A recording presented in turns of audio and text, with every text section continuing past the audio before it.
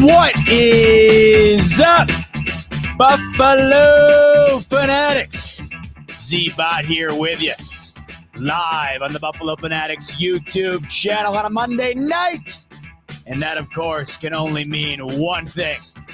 It is the Smoke Break, powered by BetUS, where the game begins. Receive a 125% sign-up bonus via the link in the description below, up to $2,000 on your first 3 deposits. We are 13 short days away from regular season Buffalo Bills football. We have made it past the 2-week mark. We have made it out of the preseason, which is now officially in the books, and we set our sights directly on the Arizona Cardinals coming up in Orchard Park on Sunday, September 8th.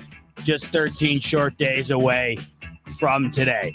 Now, as I mentioned, the preseason has come to a close. It was a bit of a off the beaten path type preseason, I guess you could say, for these Buffalo Bills compared to what they thought it might be heading into camp. And that's because of the variety of injuries, small and large, that happened to pop up throughout the offseason here. And I'm more interested right now about what the overall health is heading into week one and what we can expect from these Buffalo Bills from a health perspective, not only heading into that game, but the potential for that health to be sustained throughout the early portion of the season and throughout. Now, of course, obviously things pop up throughout the season. We'll deal with that as it comes. But as it stands right now, less than 2 weeks out, with the variety of injuries the Bills have dealt with throughout the preseason here, a couple more added to the list against the Panthers this past Sunday, I want to know, where do the Bills currently stand heading into their week one matchup? And if we're talking about injuries, there's only one guy that I want to talk to. But before I can bring him on, I got to give him the proper introduction.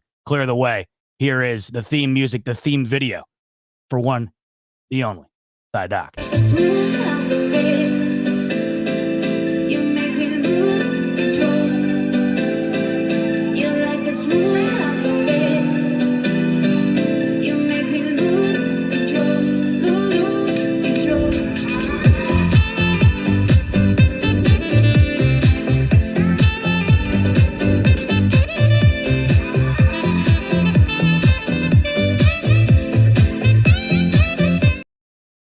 It never gets old, Thigh Dog. It really never gets old.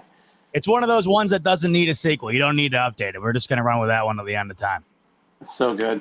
So you just got back. You were out at Kids Day. Did you and the fam have a good time at final preseason game of the year? We had a great time. Yes, very good Kids Day.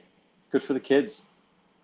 Was it good for the overall soul as far as what you saw from what you were able to take away from what we, obviously in the third preseason game, there wasn't a whole lot to take away, but I want to get your initial opinion. Were you in the stands when Bass missed the 51-yarder, and were people losing their minds in the stands, or was everybody kind of like, whatever, it's the preseason? No. Z-Bot, it's third preseason game, so we left pretty early.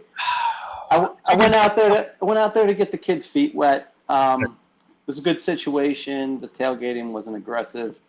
And, it was low key. Kids got hot, and we were like, all right, we can take off. It's funny that I stumbled upon some scrapbook photos not all that long ago, and it was almost 20 years to the day. That was my first ever experience at the Ralph, was Kids Day, and I found a bunch of pictures. So I'm sure the kid will remember it for a while, and then eventually, when the new stadium comes around, you can get him in there, and maybe the tailgating for that won't be as rowdy because of these PSLs being $25,000 and it weeds that crowd out, but I'm hoping not.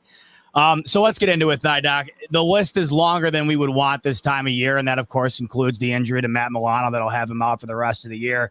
And by the way, shout out to you because, unfortunately, but accurately, you were on that a bit before anybody else. You kind of figured that might be more concerning than we thought, and then it wound up being so. Just right off the bat, just to get that out of the way, the door has been left open very slightly, but we saw that for Von Miller. He wound up coming back last year. He shouldn't have. We saw that in the past with Tre'Davious White. You could argue the same. Just to get it out of the way here for those wondering, hey, if we get around, week 15, week 16, and then into the playoffs, is that something that you're keeping hope open for, or are you pretty much ruling Milano out completely no matter where the Bills go this year? No. Really? Z-Bot, I think we've switched seats here because usually I'm bringing the bad news, but I got good news for you, buddy. It's not a leg injury, so that's good. It's a biceps tendon, and he can come back in 4 months. So I don't know where you heard season ending. I would expect him back around Christmas. So you are as of right now, 2 weeks before the first game, you are of the belief that he will be out on the field. Really? Absolutely. And it actually might be a blessing because he could take some time to get that knee a little healthier. That's a good point. Now, the reason I know it was left open, and I know that the initial speculation, the reason why it wasn't ruled a season-ending injury was because of this opportunity for him to come back that late. But I guess my other question would be, I figured the possibility of being able to do so would be open. Do you think it would be an adequate choice to be able to bring him back in if available? Do you think that that's something that is worth pursuing like they did with Von Miller and it didn't pan out like with Tre'Davious White, or do you view this to be a different situation? Different situation. So the bicep tendons do very well. This is like a slam dunk surgery. It's hard for me to believe that as a professional athlete, he'd have very much complication with that. So you just gotta let it heal and then strengthen it up. In about 4 months, he'll be cleared for football. Now that doesn't mean he's not going to be even practicing until then. At 3 months, you're going to see him kind of ramping up. And I think they'll just take it a couple more weeks, see how the schedule looks. Now listen, if things got out of hand, say like, knock on wood, if Josh Allen got hurt and the season's tanked, no, he's not coming back. Yeah. But this is like more of a Daquan Jones type of deal, okay? Tendon repair, get it strong. Obviously, can get stronger if he waited longer, around 5-6 months. He'd be more peaked, but he's good at 4 months. So that's when I would expect him to come back. Hopefully in the playoff hunt, if not, leading the division at the time, and we should see him around Christmas time. Wow. So if we were to rewind it and we were to replace this upcoming season with last, you would expect Milano to be out in a game like the Miami Dolphins game to win the division last year in the final week of the season. Undoubtedly. Wow. Yeah, I can't lie to you, Thad. I was not expecting you to say that. It's making my night right now. I didn't know you didn't know. But here we are. Well, it's good thing we had this combo. It's not that I didn't know, I guess. I think it's more pessimism of baking in the fact that he's been injured so frequently, so often, that I just assumed it wouldn't be worth it. But the experts from folks, I'm loving this. Yeah. So someone who's coming back from a leg injury, and then they, it was pretty benign. I think that's the most concerning thing. Like, it was a tackling dummy. I mean, I get it. He got his arm caught, but not much force there going through the arm. Potentially could have been just doing a lot of arms and kind of wearing himself out when his leg couldn't get rehabbed, and kind of just set him up for that. But I think it's more concerning, not that he's when he's going to come back. He's going to come back, and I would assume, again, around Christmas time. But to me, it's concerning that something so benign would blow out his bicep. Like, what's next? Kind of feeling on that. If you want me to give you the devil's advocate on that one. All right. Well, hey, the devil's advocate to me right now is there's a silver lining that I didn't think was going to be there. So I'm excited to hear about that. Let's talk about what we can deal with right now, and that's what's going into week 1. And obviously, Matt Milano won't be a part of that. But Sean McDermott did make it seem like the laundry list of guys that are injured right now should be available for the most part, if not entirely, going into week 1. If you were to overall summarize it, the situation the Bills are currently faced with a variety of guys that have had a bang up here, a bang up there, how do you overall assess the current injury situation from the Bills as far as in F being as bad as it gets, A being as healthy as it gets? Where do you kind of see the Bills right now? Overall, injury-wise, significance of the injuries, I think we're in a B plus, A minus. How that's going to affect practice leading up to early season, I think that's put us in a C because there's just so many of them. I don't know if they're getting quality reps, but a lot of these guys are vets. I think most concerned with the safety room. Obviously, those are the guys that needed to gel the most, and they're probably the most hurt position group. That's what I wanted to ask you. I wanted to get into specific positional groups. You mentioned safety. So you have Cole Bishop, who they just drafted this past year. We barely get to see any of them this offseason. And then you also add in DeMar Hamlin in there as well. When looking at the safety position heading into week one, what are your thoughts on Cole Bishop, DeMar Hamlin, and how do you see that shaking out as far as the injuries are concerned? Yeah, I think they'll all be active. The only problem is just how's the communication, and are they going to be in game shape? Hamlin, I'm less worried about because he was there for most of training camp. Edwards, he's going to be healthy. He's coming off the hamstring. Last time we spoke a couple weeks ago. Everything is like a 2-week. If this was in season, everything's like 2 weeks. They had the luxury of holding him out a little extra because of camp, so they gave him 3 weeks rest, and now he's ramping up. But a full month is really good. Barring it being a significant hamstring, like a super high grade or something in the tendon, these guys usually come back in about 2 weeks. I think 13 days is the average. So not too big of a deal. But among those guys, right, because it's crazy, the depth of that position was already in question heading into the year, especially when you lose Poyer and Hyde and the uncertainty surrounding what that's going to look like. And now you have 3 guys that are all banged up there. What's the likelihood for re-aggravation on those 3, or is that something that's just kind of play it by ear? Cole Bishop is the least concerning because leaks have been it was a fractured scapula. I don't know that for a fact, but it sounds like that's the way it was going. So once that bone's healed, it's very predictable. That's fine. The soft tissue, you never know. However, give these guys a month, 3 weeks to a month. I mean, they're as well rested as they would be in season. So, it's not a perfect world. Both these guys are coming off of hammies. You could always re-injure it, but they're going to be good to go in week one. All right, that's great. What about linebacker position? Obviously, right now, we're waiting to hear. I'll say based on the first round of cuts, could be positive for the those of us looking forward to maybe having Buffalo Joe join this roster. But the Bills did cut Deion Jones, obviously Matt Milano out. And then there's a variety of question marks surrounding the other linebackers backing up Terrel Bernard in terms of injury as well. Now, Deion Jones, one of those guys that did wind up getting cut in the early round there on Sunday. Do you think that was primarily because of his injury history? I know the Bills took a 1-year flyer on him, but he had a laundry list of injuries heading into that signing. He sure did. Yes, he's very banged up. I did not have much faith in that, but I think it was good to get him camp, have him on speed dial. He could be your AJ Klein, I suppose, in season. If you got to call this guy up here, he was exposed to the system, stuff like that. Z-Bot, right before we got on, I did get an alert. It said Bills release 8 players. Oh, you're kidding? No, I don't know if why don't you look because you're on the computer? I'm on my cell phone, so I don't. I just got that same alert. Yeah. Let's take a peek. Maybe something changes. While I'm looking that up, speaking of the linebacker position, though, and actually, maybe let me look this up first in case I mention somebody that winds up getting put on the axe here. I love how the second I hit I've been waiting all day to hear something new. The second I hit the live button is when they decided to pop something up. It was simultaneous. Let's take a peek here. So currently, as of right now, the cuts: Anthony Brown, Damiere Byrd, Lawrence Keys, Kevin Jarvis, Rondell, is it Bothroyd? Shane Simon, Deion Jones, and Kyron Brown. I think we've known all of those, I think, up until now.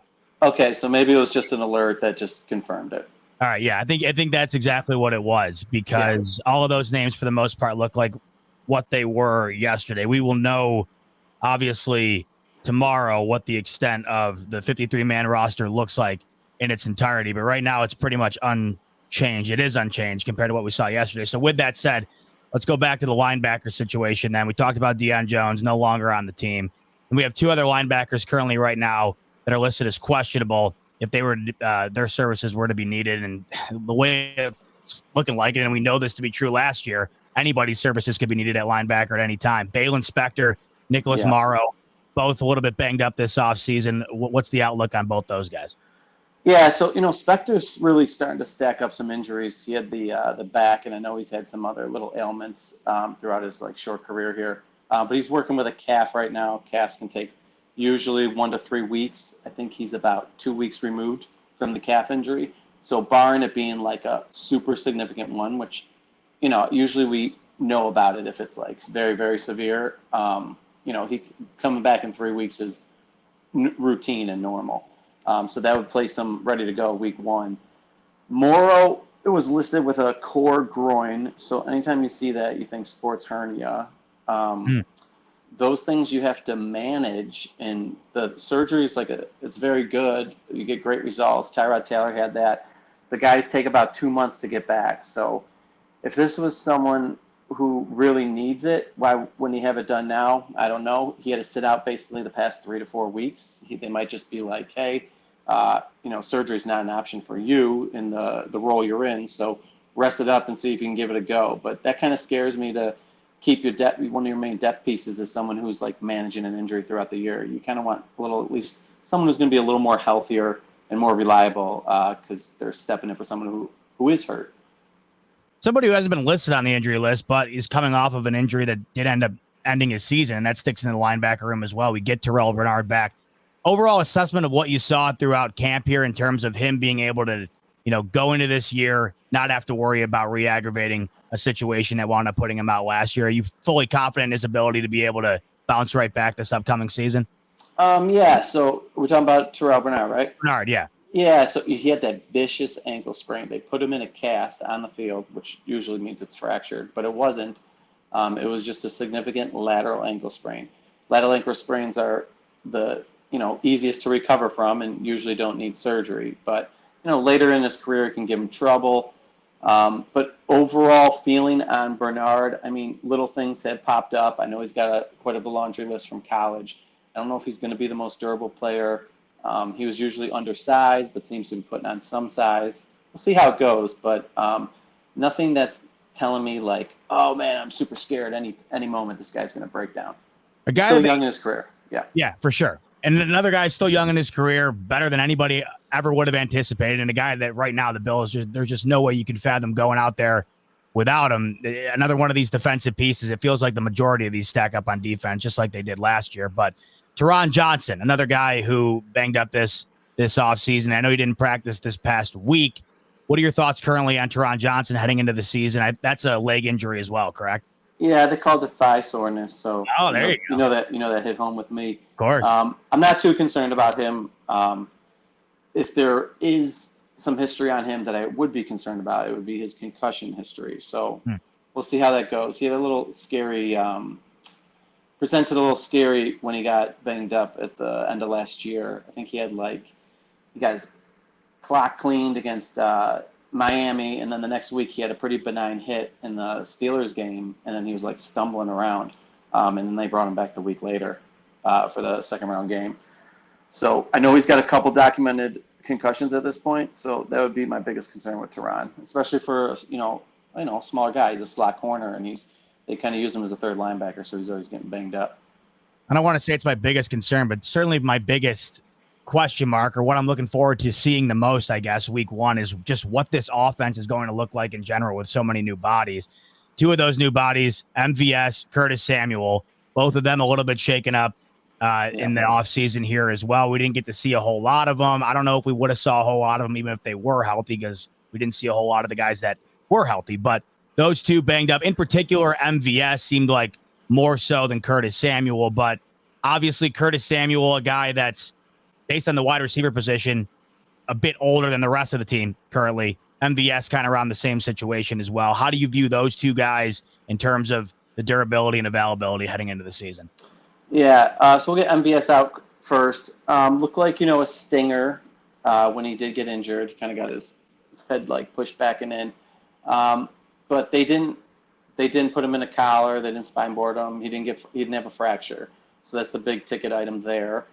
So then if that's not it, then he sprained his neck. So it's just kind of wait it out. You know, they usually takes about 2 to 4 weeks, depending on the severity of the sprain. That's like a ligament injury in the neck. Not too worried about him once it's healthy. He's fine. You know, there's always a chance you could re-aggravate it, but the incidence of that is fairly low. Not like the other gentleman, Samuel, who's got the turf toe. Yes. I'm not worried about him coming back for week 1. I think he's going to practice in the lead up. It can't be that severe. Why do I think that? It's just because they kind of like sat him out for soreness, and then they're like, oh yeah, it's turf toe. He he had a turf toe last year. He missed 1 game and came back. He's got turf toe now. You know, they take about 3 weeks, anywhere from 2 to 4. Again, this screams to me a low grade sprain. But the problem is these turf toes can get re-aggravated pretty easy. So, you know, hate to be kind of, you know, on the playoff run and then he's got turf toe again. So we'll see how it goes. But I have no qualms about him coming back week 1. But I'm glad you mentioned that, because that seems to be one of those injuries. It feels like once you hear someone has turf toe, you're just expecting to hear it pop up again at some point. It feels like once someone initially gets it, it winds up being a pain in their ass for the foreseeable future. Why is that for that injury? And do you just feel like at some point it's inevitable that it will wind up coming up again for Curtis Samuel, because it feels like it does for everybody who seems to have it? Yeah, well, some people have different issues with their foot that sets them up for it. He did have a big ankle surgery. I think he had the tib-fib fracture. So potentially he's got a stiff toe. It happens sometimes. You know, you're in a boot for a long time and your joints get stiff. Also going to have some stiffness in the ankle, which puts more force on the toe. But the main reason it's a recurring issue is because these guys are constantly getting their toe flex back and they got to push off it. There's no hiding your great toe. I mean, it would be like kind of like the Achilles down near your toes. So it just constantly gets stressed, and that's why it can easily get re-aggravated. Didn't look great while he was out there, but it's still the best option the Bills have, and that's Mitch Trubisky at backup quarterback. Now, I had thought I had saw from your side of things when he initially got hurt, you didn't think it looked all that great. You didn't think that based on what you had saw, him coming back soon seemed like a great possibility, but Sean McDermott last week did not rule him out for week 1. So that kind of gave me the impression that it might not be as bad as it once seemed. So, you know, God forbid if something were to happen, the current situation right now, Ben DiNucci, I don't really know what else the Bills are planning on doing at that situation after cutting Anthony Brown a week into bringing him on. Mitch Trubisky is the backup plan in place, you know, that the Bills would obviously want to cater to should they have to go in that direction. But he did get banged up in that Steelers game. What are your thoughts on Mitch Trubisky? God, I mean, the way I see it, Doc, I don't really care who's the backup quarterback. That's what I always say, because if it gets down to that situation, you might as well chalk it up anyways. But, you know, say Josh Allen's got a Lamar situation going where he's got to run to the bathroom for a drive or two. Is Mitch Trubisky going to be good to go early on here, or how do you view his injury? I never thought it was severe, so I don't know where you caught wind of that. I thought you had said on Twitter that it didn't look great from what you saw. Oh, okay. I feel you. Okay, so what happened in the game? You can easily see that, you know, he gets tackled from the outside, so it looks like a textbook MCL. I didn't think it would be that significant because he got up, he played 4 more plays. So I'm thinking, okay, low grade MCL sprain. Those usually take about 2 weeks to get back. And then also on a plus side is he's a backup quarterback. He doesn't have to be that mobile, and he could wear a brace. MCLs heal pretty quick. However, yes, that's why I said it doesn't look great, is because then he went out to practice. He was walking around, and he wasn't moving his knee very well. So that tells me that it was actually probably a little bit of a higher grade MCL sprain, and those would take 4 to 6 weeks. But they don't need surgery. At the end of the day, you know, he had, let's see, that would be last week. We got another 2 weeks, right? So it's like a 3 week. He'd have 3 weeks until week 1. You know, if he's just scraping the surface and the team just doesn't like how he looks, I don't think he has to go on the IR. I just think that you better have a competent quarterback that you trust on the practice squad, and then you can call him up for weeks 1 or 2. But again, I don't know what the plan is, honestly. Yeah, long term, it's not. I don't think it's a big issue. Backup quarterback, MCL. By 6 weeks, he should be fully over the hump. But you're right. When I did see him walking, I was like, it doesn't look like he's on the mend. So Yeah. Well, that's good to hear. I mean, like I said, if it gets down to that situation, I really don't care anyways. And I'm going to be distraught beyond belief, but I feel a little bit better about him going out there than I think. I mean, right now, I think it is just Ben DiNucci. They have yet to sign anybody else. I can't imagine they go another few days here without calling somebody off of another roster when these 53 men get set up. But either way, all right. So that's good to hear. At least if it does come down to it, then it should be an option. Maybe one of the old retreads comes loose, like they were saying, like Keenum or Kyle Allen, and then you can just swap that for DiNucci, put him on the practice squad, deactivate Mitch for week 1 or 2, and then have Kyle up there behind him. Speaking of practice squad, a guy I hope that they were able to keep around and make it, but I don't know if he'll last that long. I feel like another team might want to snatch him up. He looked like one of the better players in the preseason here. Frank Gore Jr., and then alongside of that, Ty Johnson in the running back room just comes back as well. Overall assessment about Frank Gore Jr., who unfortunately got banged up in like the very last play for the Bills offense in this past game where he played terrific. And then Ty Johnson, current assessment of the injury situation in the running back room. Yeah, so Frank Gore didn't look like anything significant. Can't really tell if he gets hurt when he like bangs his knee into the turf or when he gets folded back over. If it's from the banging the turf, it's probably just a contusion. And then if it's from when he got twisted over while he was getting the tackle was getting finished, you're looking at like a low-grade MCL. So having an injury in the last preseason game could give them the opportunity to just stash him on the IR. I'd like that. I mean, he's got good vision. I don't think he has all the measurables that you want as like a RB1, obviously. That's why he was picked up as an undrafted free agent. But he's got the pedigree, he's got the vision. It's something you want to keep in the system. So maybe it was a blessing that he got a little dinged up and they can stash him that way. And then for Ty Johnson, again, he's several weeks removed from a hamstring. He's already back practicing. Yeah. Not too worried about him. I see this question pop up all the time, Ty. I figured I'd ask you because I don't know what to make of it. And I feel like I don't know how you could get to the level of the NFL without having competent training staff. But I see this get questioned all the time. Is this a result of the Bills get a bunch of injuries? We don't know how to process it, so we find a way to blame it on something else? Or is it really something within Buffalo that you think is different than other spots? What do you feel when you see this? Because I do see this pop up a lot when the Bills get their list of injuries, piling up, what seems like every year here. Yeah, with as many chicken wings as these guys are eating, it's a lot of sodium. So I think they're getting dehydrated, causing these soft tissue injuries. Nothing they can do about it. I'm joking. They're not trained. The training staff's not trained. Well, it's the ranch guys is who I worry about. Here's the reality. We're like top 5 oldest team in the NFL. I mean, these guys are almost toast at 30. So the older your team you're carrying, the more injuries you're going to have. That doesn't explain it for everyone, especially the young guys who get hurt. But I think when McDermott came in and we were super healthy, and they're like, "Oh, we got the new training room. Everything's great." We were like one of the youngest teams in the NFL. That's why we weren't getting hurt. Yeah. And now we're older, and that's why we are getting hurt. And we better move the needle soon because who's getting older is the most important guy soon. So, yep. With that being said, I think there is something to that position groups. I can't put my finger on it, but certain position groups keep popping up with the same injury. It's anecdotal, but 2 years ago when we lost the Bengals, the whole D-line seemed to have calf strains, and now this year we got the whole, and there's more calf strains on the D-line this year. Tuhill, Solomon, and then when you look at the safety room, they all got hamstring strains. So I don't know if they're doing some type of position-specific overtraining with these guys. I got word that, so when all the guys got hurt with the calf 2 years ago, McDermott spoke about how they were going to dive in and see what was going on with these calf injuries on the D-line.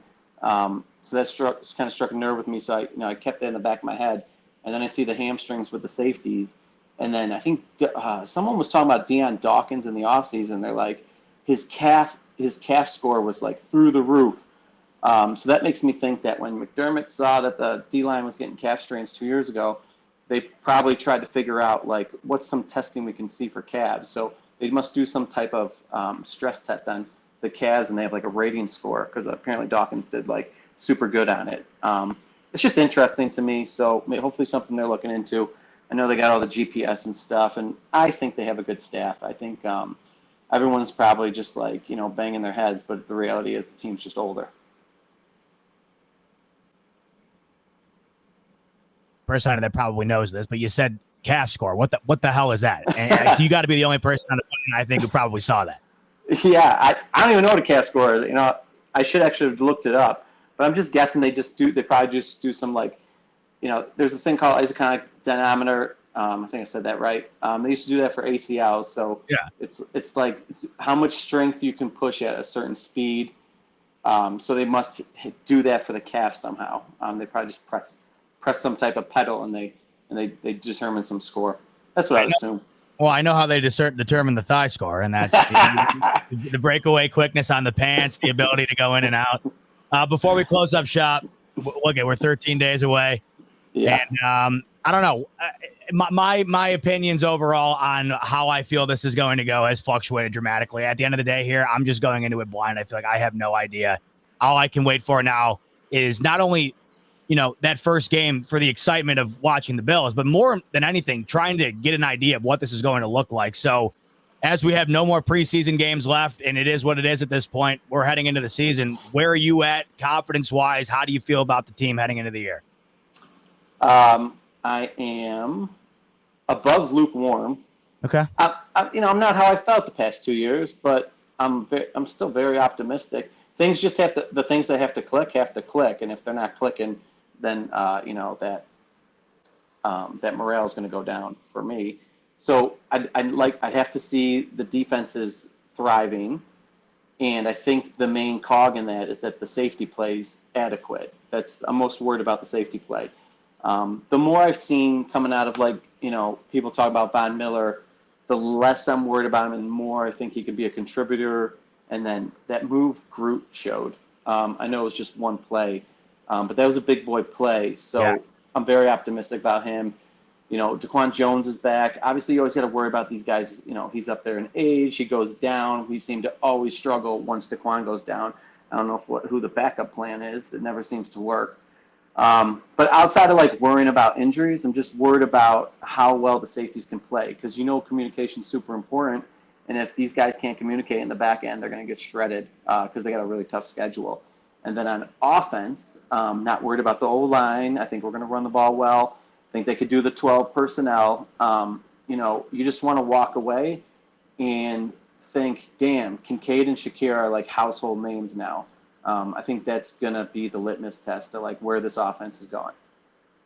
I'm glad you brought this up because it's one thing I did want to touch on. I didn't get to it, but you just mentioned Von Miller, and it just feels like once again we're getting our hopes up to where because we signed this contract and nothing's come of it, and all anybody wants at this point is to be able to look back and say, hey, at least we got this out of it, and we don't have to walk away from it viewing it as what it's been so far, and that's just been heartbreak essentially. Bringing in a guy that was supposed to get the Bills over that small hump of trying to get one more guy after the quarterback to then be able to move on from Mahomes, get to where they're trying to go, hasn't been available. But you just said it. He was once again interviewed by Matty Glab on the sideline of this past preseason game, just keeps saying how he feels like he's as ready to rock as he has been. If, we're sitting here 5 months from now and we're looking back on it, how do you think we look back on Von Miller in 2024, which I would have to imagine is likely to be the last time we probably see him out there?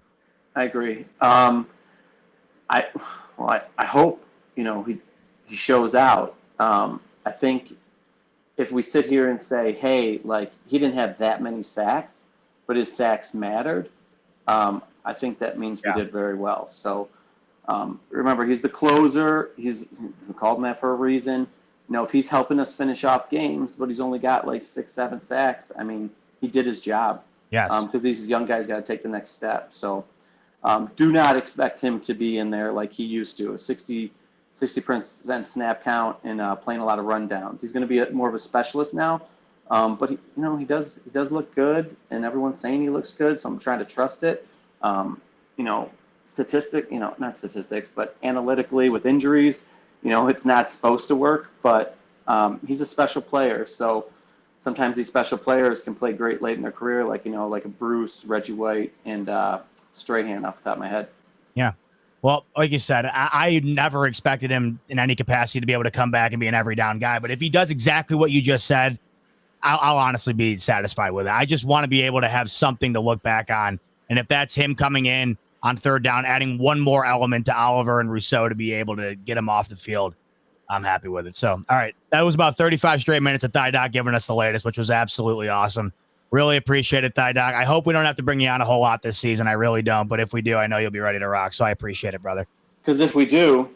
Uh-oh, what is this? I'll tell you what's wrong. Talk to me about this. That looks custom made. What is that?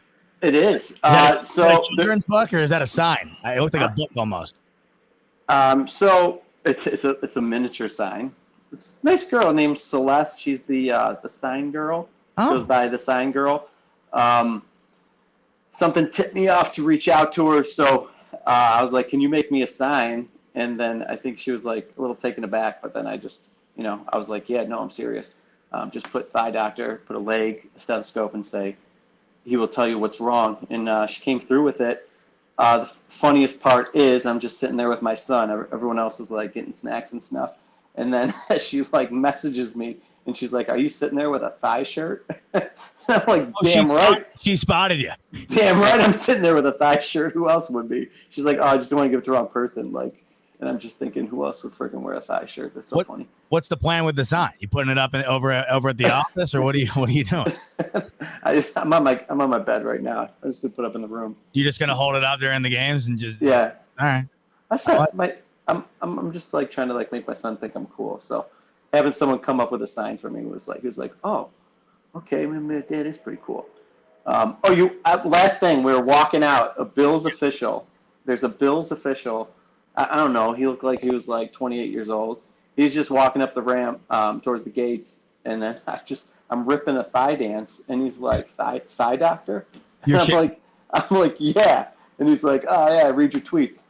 And I was like, "No shit." What is he? He's a personnel guy?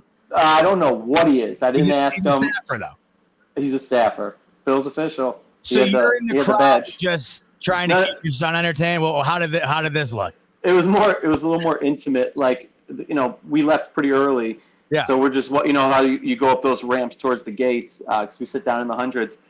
And, there wasn't many people around. And, I'm with my wife, my best friend and his kid, and they're just egging me on. So I was like ripping the thigh out before we left. And then he said, "Oh, thigh doctor?" I was like, "Yeah." And he's like, "Oh, I read your tweets." I was like, "Oh, cool. Tell the guys you ran into me." Oh my God. Well, yeah. if you thought Thigh Doc's head couldn't get as big as his thighs, in one afternoon, he gets hunted down by the shirt and the iconic dance gets spotted by a Bills staff. That's a hell of an afternoon. If you're trying to impress the kid, Thigh Doc, that sounds like a pretty good afternoon to me. Yeah, I think I sold him. I love it, brother. Hey, thanks for the time as always. I'll talk to you. I'm going to see you at the Jets game, right? Oh, you better believe it. You better believe it. And we're doing what we did last year. I don't know. Same lot? Same lot. And then the roundtable guys like Dan Mitchell and all those guys, they're having a big tailgate party. So we'll do that too. It'll be fun. All right. We'll sync up. We'll rip some legs out. I've been working on some new moves. I mean, it's still the thigh dance, but I got more lead up moves. So Are you working on shit that I can actually do though? Because I still can't do the OG. You just have to get the basics, but I'll do the crowd pleaser stuff to get the people going in the beginning. We'll do one before week one because I got a few weeks out here before. Where you don't go to the city for them, do you? Do you for the backer bar there? I won't go the night before, but I'm close, so I go to the like the first 5 weeks, like the home games and stuff. Like where do you a backer bar? I thought you did, right? I do go to the backer bar. You do? Penn 6, yeah. So okay, I take the train in, hang out there sometimes. I obviously, the older the child gets, the less I go. I used to be like a regular. Yeah. Now I'm lucky if I get there once or twice a year. But I usually, they kind of link you up where to tailgate. That's how I knew that. But basically anywhere like Pinto Ron goes, that whole crew kind of just sets up a night. You were there last year. You saw it was nice. It was good.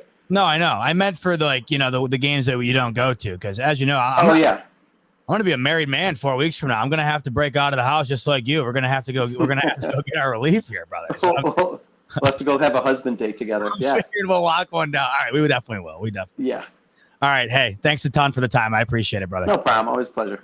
Love it. Thigh Doc, absolute legend. That was a straight 35-minute session of him filling us in with all of the latest on the Buffalo Bills injury front.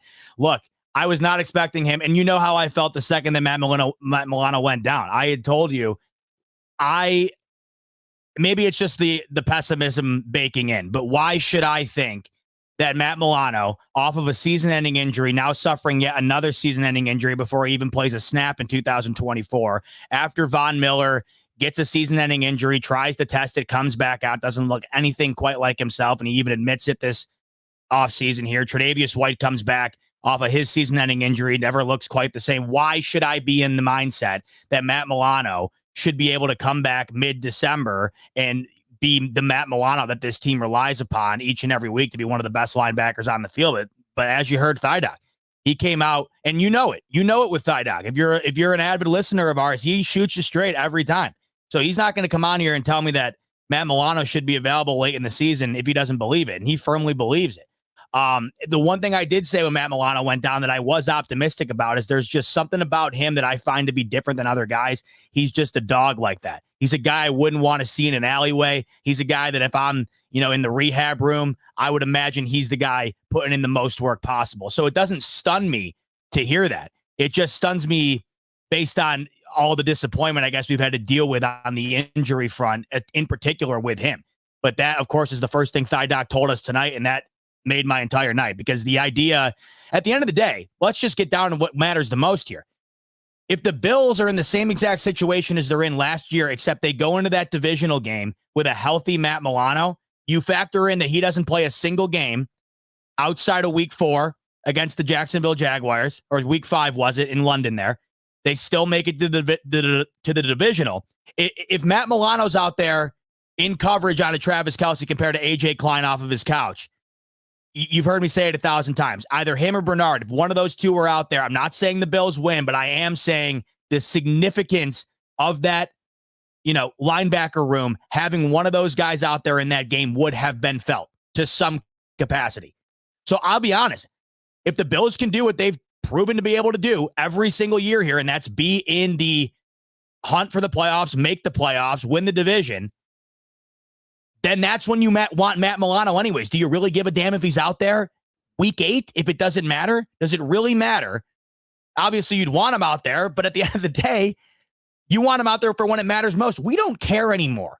We don't care anymore if the Bills go 15-1, 14-2. There's only one seed available. One seed. There's only one bye.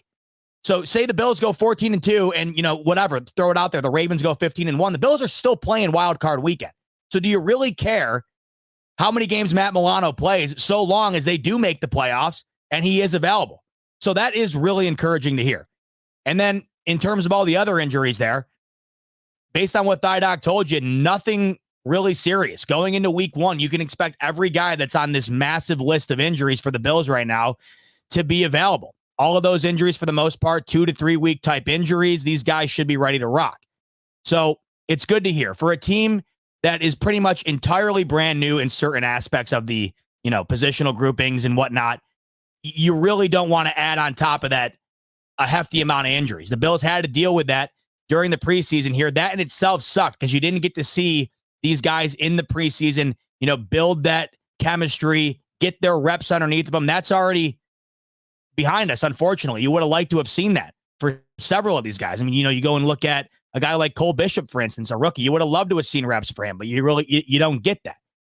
But you'd rather have everybody healthy for the regular season. That's what matters most, and it's sounding like that's what we're going to get. So Thigh Doc just gave us about 35 straight minutes of injury updates, and for the most part, everything sounded pretty damn awesome.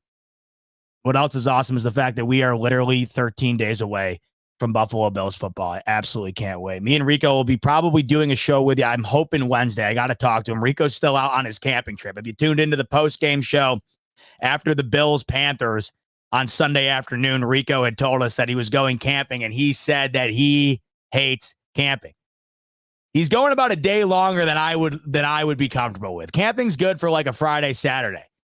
But he was doing like the Saturday or the Sunday to Tuesday, and it just felt like a day too long. he's still out there camping, but I'm hoping he's going to be back tomorrow. I'm hoping we can do one Wednesday because I'm going to be out of town this coming weekend for Labor Day. So I think we're going to get together on Wednesday. The 53-man roster, of course, will be out by then. So I'm hoping we'll be able to dive into that together.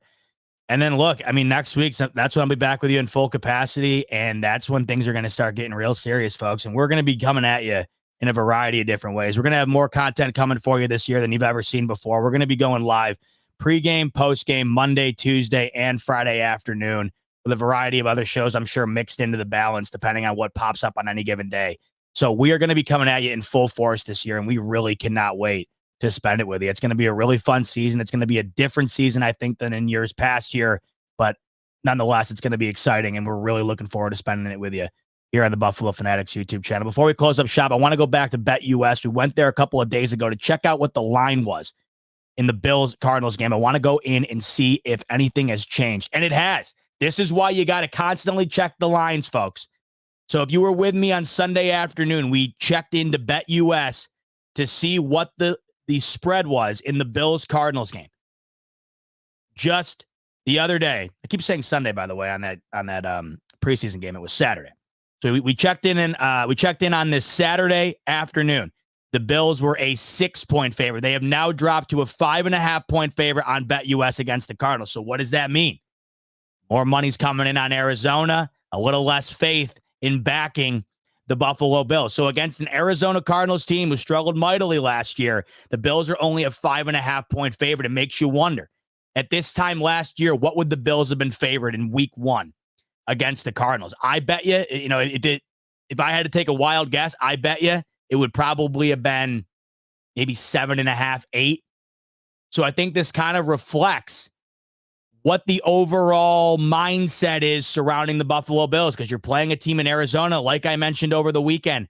It's crazy to say, but this might be the weakest opponent they play all year, and it's week 1. Outside of the 2 of the last 3 weeks being against the New England Patriots, week 1 against the Arizona Cardinals, on paper at least, could be the most advantageous game for the Bills in terms of scheduling.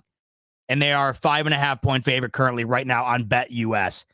And I think if the Bills cover that, it's a hell of a start. They cannot afford to lose that game, and I think they cannot afford to play sloppy in that game and show signs of weakness heading into a gauntlet that entails 5 teams in the AFC that you can very much anticipate being either in the playoffs at the end of the year or damn near right on the cusp of it, fighting for a spot in Week 18. So right now, link in the description below, 125% sign-up bonus on your first 3 deposits up to $2,000, and you can take advantage right now of a favorable line. This is as good of a line as I've seen so far. In fact, I'm going to take advantage of this a little bit right now. Let me re-log back in.